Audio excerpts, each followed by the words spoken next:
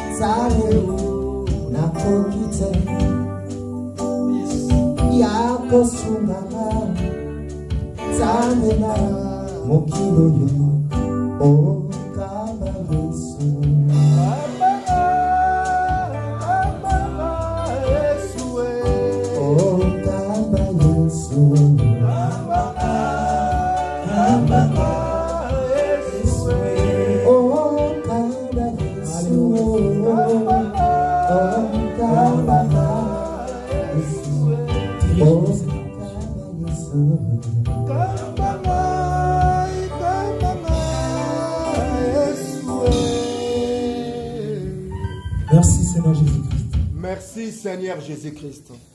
Nous appelons notre frère Gauthier pour passer. Alléluia. Voilà, prenez place s'il vous plaît. Est-ce que nous pouvons profiter de nous saluer? Dis bonjour à celui qui est à côté de toi. Salut ton frère. Salut ton frère. Voilà. Que le Seigneur nous bénisse.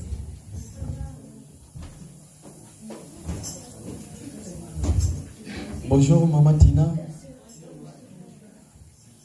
Bonjour frère, ça va? Voilà. Bonjour mon frère. Comment tu vas mon frère? Merci. Bonjour papa Alain. Voilà. Nous bénissons le Seigneur pour ce dimanche que Dieu nous a fait grâce de nous retrouver encore ici dans cette lieu. Vous savez bien aimé dans le Seigneur, nous avons toujours l'habitude de dire que ce n'est pas d'habitude de chaque jour de se lever le matin, de faire tout ce qu'on a à faire. Mais nous reconnaissons qu'il y a un Dieu qui nous aime. Il y a un Dieu qui a des plans merveilleux dans nos vies. C'est celui-là qui nous protège, c'est celui-là qui nous garde, c'est celui-là qui fait de sorte que nous soyons comptés parmi les vivants. Amen. Vous savez, il y a beaucoup que nous sommes nés avec le même jour, même mère, même date, même année. Mais il y en a qui ne sont pas en vie aujourd'hui. Ils sont partis. Ce n'est pas parce que nous sommes plus que eux. Ce n'est pas parce que nous prions ou je ne sais quoi. Mais laissez-nous dire qu'il y a des gens qui prient aussi plus que nous. Il y a des gens qui sont dans le plan de Dieu, mais qui ne sont plus en vie, qui sont partis, ils sont allés nous précéder. Mais si nous, aujourd'hui, nous sommes là, en bonne santé, nous sommes en vie. Dieu nous a fait grâce de nous revoir encore ici. Nous disons merci Seigneur. Pourquoi? Parce qu'il y a quelqu'un qui peut faire ça. Amen. Amen. Voilà. Vous savez, dans la Bible, l'apôtre Paul nous montre comment célébrer un culte. Vous savez, le culte, ce n'est pas d'habitude. Ce n'est pas comme on le faisait autrefois. Nous le savons, quand je vais à l'église, dès mon arrivée, il y aura un moment où nous allons dire merci Seigneur. Il y aura un moment où nous allons confesser le péché. Il y a un moment où tout le monde déjà sait, le culte commence à 10h juste. Et en ce moment, ils sont en train de dire merci Seigneur. À 9h, tout le monde déjà sait qu'en ce moment, ils sont en train de confesser le péché. Mais d'une manière générale, parfaite, pour célébrer un culte, l'apôtre Paul nous le montre dans le livre de d'un Corinthien. C'est là où il nous explique comment célébrer un culte. Et il y a des détails, il y a des parties à ne faut pas négliger. Voilà. Avant de commencer, je voulais juste témoigner, parce que le témoignage aussi, ça fait partie de nos réunions de prière, n'est-ce pas? Les enfants de Dieu. Apôtre Paul dit que lorsque vous vous réunissez, c'est lui qui a une chanson pour chanter. Il peut chanter. Si quelqu'un a un témoignage, il peut témoigner. Donc, ça veut dire que ça fait partie de l'enseignement aussi, ça fait partie de l'exhortation.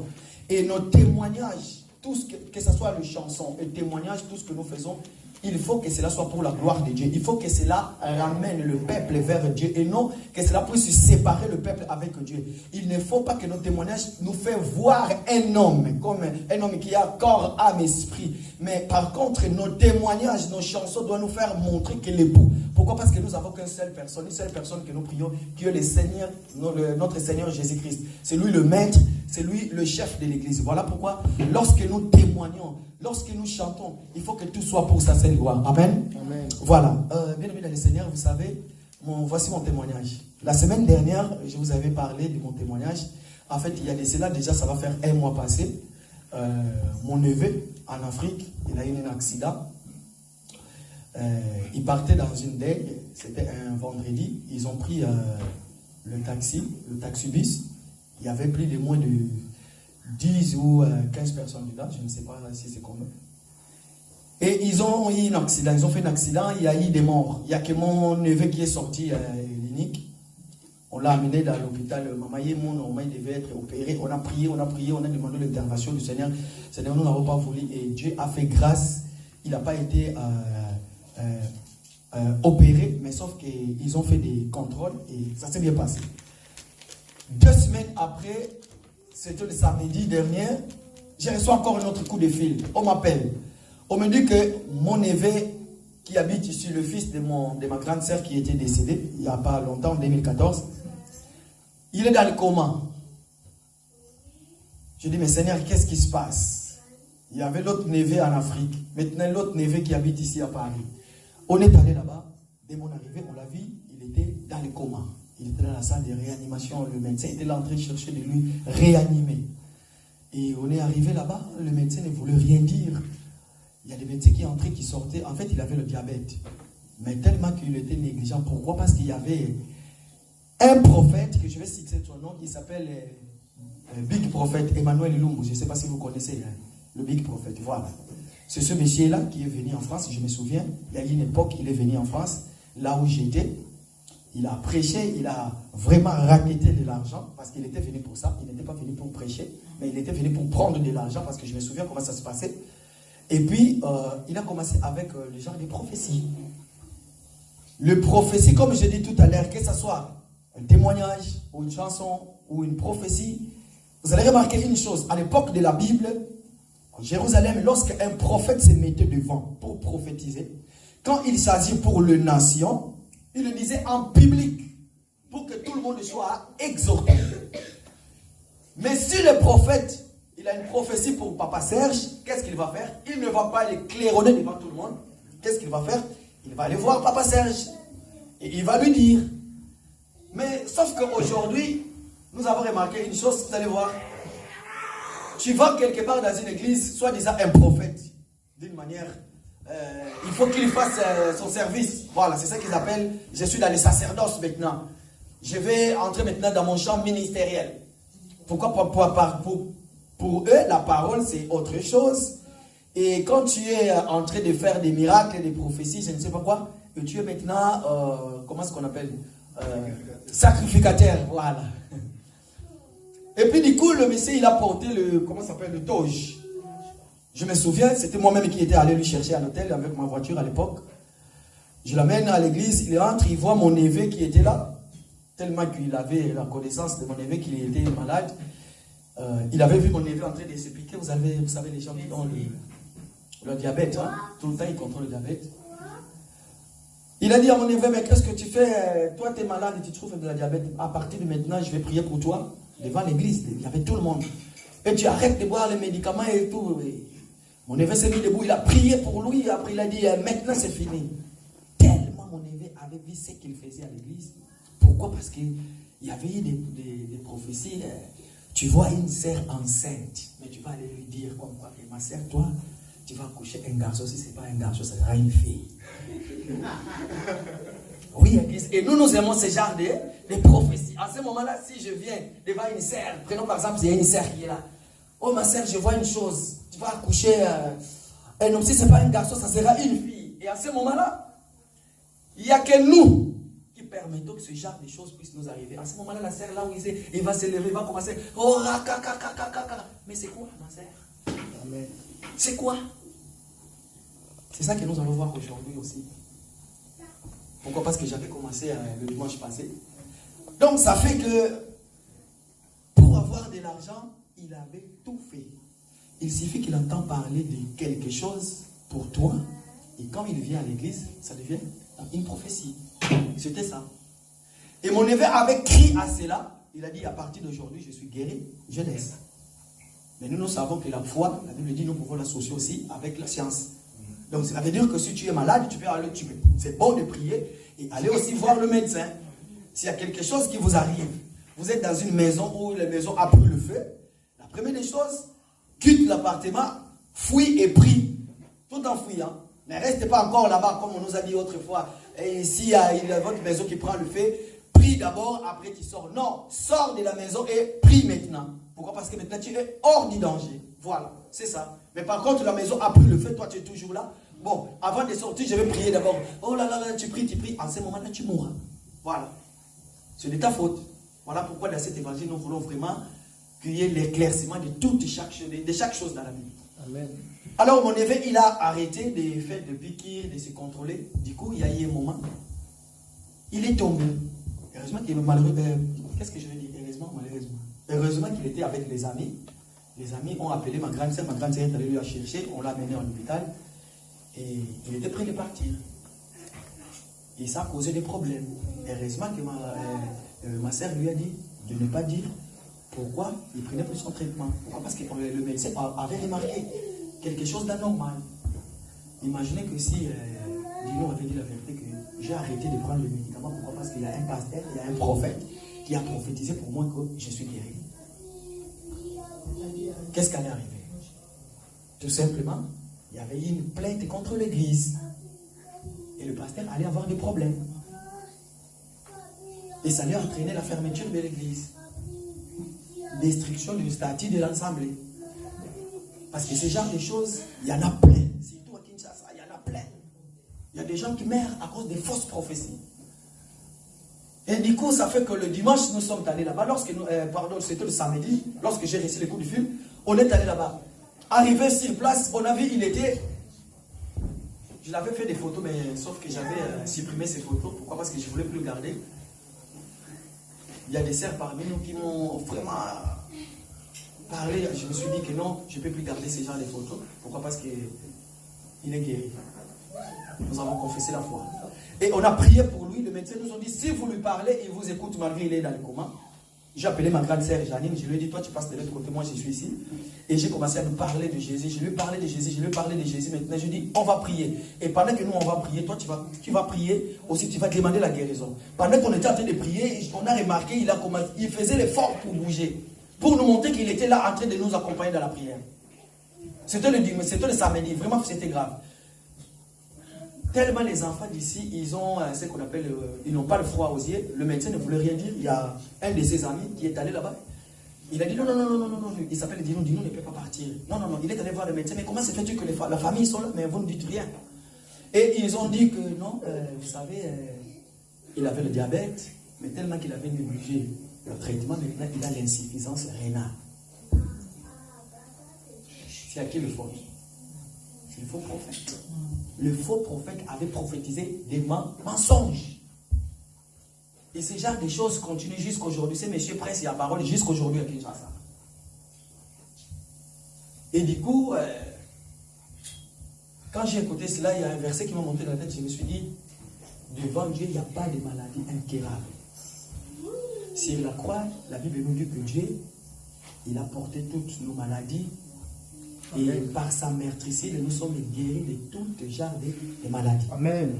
Je lui ai rappelé ces versets. J'ai dit, dis-nous, tu sortiras ici et maintenant, toi et moi, à l'église. Tu vas prier. Il a 30 ans. Tu vas te marier, tu auras ta maison, tes enfants à toi et tout. Et on a dit amen. On est rentré le dimanche, c'était un peu mieux. Et le lundi, il a ouvert les yeux. Il a commencé à regarder. Quand il a ouvert les yeux, la première personne qu'il avait demandé, il y a mon neveu qui vient d'habiter, il s'est mis là-bas, il s'appelle Jimmy. Vous connaissez, non? Quand il a ouvert les yeux, il a dit, mais il est où Jimmy? Mais sauf qu'il ne reconnaissait plus les gens. Quand tu vas le voir, il ne te reconnaît plus. Et du coup, on était dans la joie, on a prié. Mais sauf qu'il voulait sortir de l'hôpital. Ah, moi, je ne vais plus rester ici. On a parlé avec lui.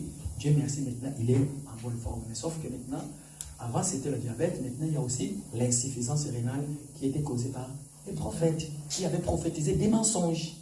Voilà. Donc, voilà pourquoi je voulais témoigner en disant que merci pour l'église. Pourquoi? Parce que je me souviens le dimanche, quand j'étais venu, je n'étais pas très bien. Vous avez remarqué une chose, j'avais prêché, mais j'étais hors de moi. Pourquoi? Parce que déjà, je n'avais pas passé la nuit. Toute la nuit, j'étais debout parce que il y avait des gens qui étaient venus de l'Allemagne, de l'Hollande. On était tous là. Même en Afrique, la famille était au courant. Et du coup, on priait. En ce moment, on est ici. La famille qui était venue de l'Hollande. Pourquoi? Parce que, excusez-moi, hier, on avait une fête.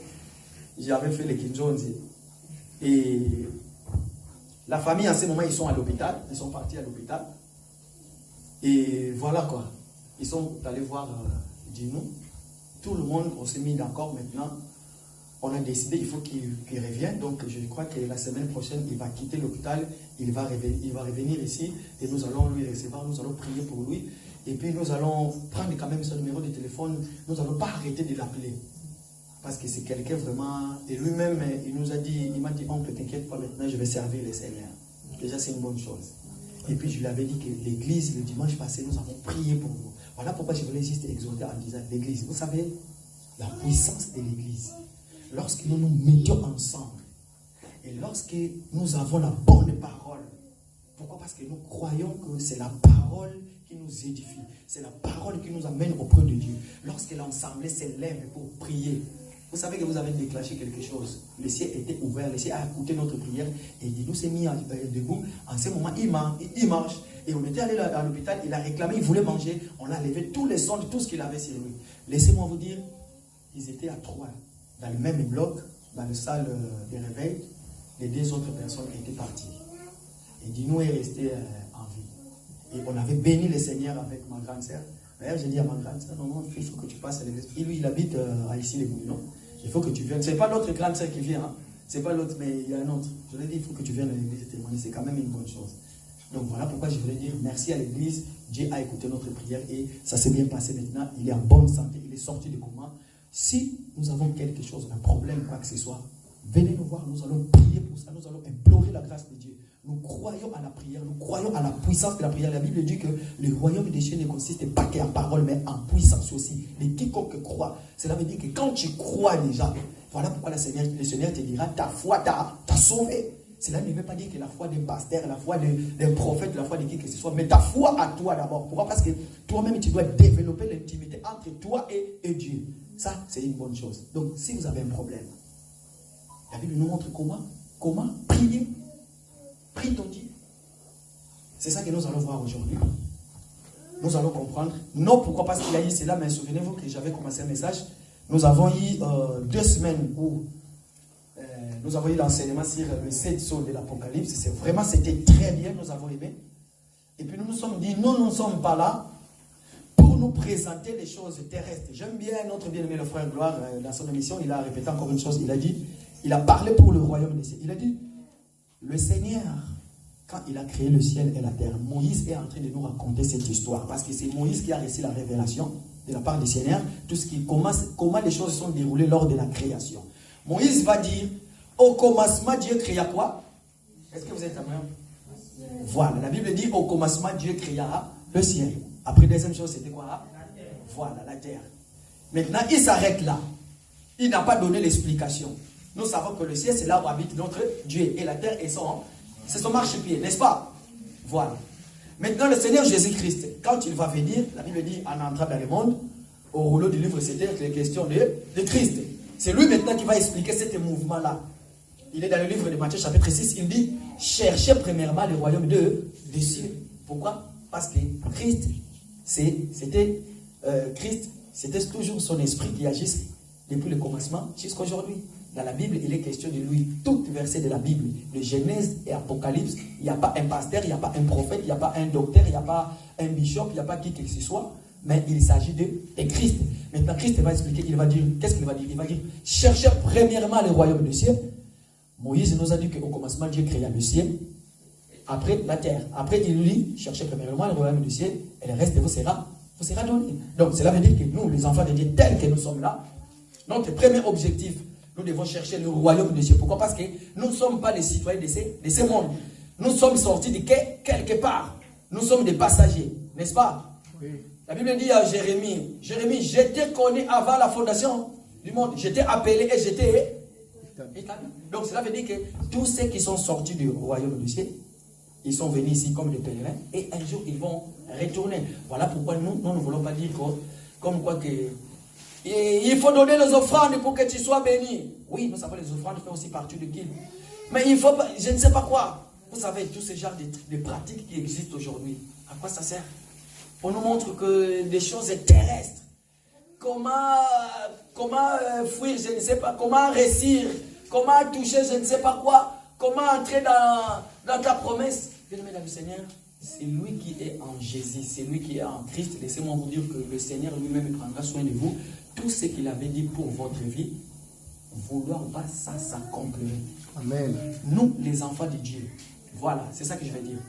Nous, les enfants de Dieu, nous lisons la Bible. C'est notre testament que le Seigneur nous a légué. Laissez-moi nous dire qu'il n'a pas fait ça pour le diable, il n'a pas fait ça pour qui que ce soit, mais pour nous, les enfants de Dieu. Voilà pourquoi nous disons, dans l'analogie de la foi, nous disons que toutes les promesses de la Bible sont oui et amen. Et pour nous, les enfants de Dieu. Est-ce que vous êtes d'accord avec moi? Amen. Toutes les promesses de la Bible sont oui et amen. Et c'est pour nous. Donc personne ne peut dire que non, cette prophétie-là, c'est pas pour moi. Non, ça, c'est pas pour moi. Mais la Bible, c'est pour nous. Déjà, la Bible dit dans le livre de 2 Timothée chapitre 3, 16, tout est écrit. Nous allons quand même lire ça. Lisons cela. 2 Timothée chapitre 3, verset 16. Alors, la Bible dit, toute écriture est inspirée de Dieu et utile pour enseigner, pour convaincre, pour corriger, pour instruire dans la justice. Amen. Amen. Amen. Amen. Voilà. Toute écriture de la Bible est inspirée par lui-même Dieu. Il n'y a pas l'écriture de la Bible qui a été inspirée par un homme qui que ce soit. Non, il n'y en a pas. Mais il peut y avoir des moments où les gens vont dire comme quoi que non, là, l'apôtre Paul avait dit, je parle en tant que moi, l'apôtre Paul. Mais comprenez, l'apôtre Paul était dans son jargon quand il dit cela. En fait, il était en train de, comment dirais-je, c'est comme si quelqu'un qui était en train de jouer sur les mots. Mais quand il est dit, nous sommes dans le livre de 1 Corinthiens, lui-même, il va dire que toutes les choses, la Bible, toute pensée de la Bible, il a reçu ça de la part du Seigneur. Voilà. Il va les corriger. Donc, cela veut dire que la parole, c'est pour nous. Dieu nous a donné cela, afin que nous puissions nous corriger nos erreurs, afin que nous puissions être instruits et nous puissions recevoir l'enseignement pour être enlevés. Pourquoi? Parce que, voilà pourquoi j'ai dit que nous sommes des pèlerins, nous sommes venus transiter ici sur terre, dans le but de rentrer un jour là où nous étions venus. Voilà pourquoi nous ne voulons pas nous montrer un homme, mais cet évangile que nous prêchons nous ramène auprès de Dieu. Dans cet évangile, nous ne voulons pas dire que si tu ne suis pas les chaussures d'un pasteur, tu n'iras pas au ciel. Non, c'est pas ça. Nous ne voulons pas dire que Dieu ne peut pas descendre pour te bénir sans passer par lui. Non. Par contre, les choses de Dieu, il s'agit de l'intimité entre toi et Dieu. Amen. Il ne s'agit pas que le ministère n'est pas le ministère d'intermédiaire entre les membres de l'Église et Dieu. Non, nous avons que c'est l'intermédiaire qui est Jésus. Amen. Voilà. Donc, c'était juste ça que je voulais dire dans ces parenthèses. Alors,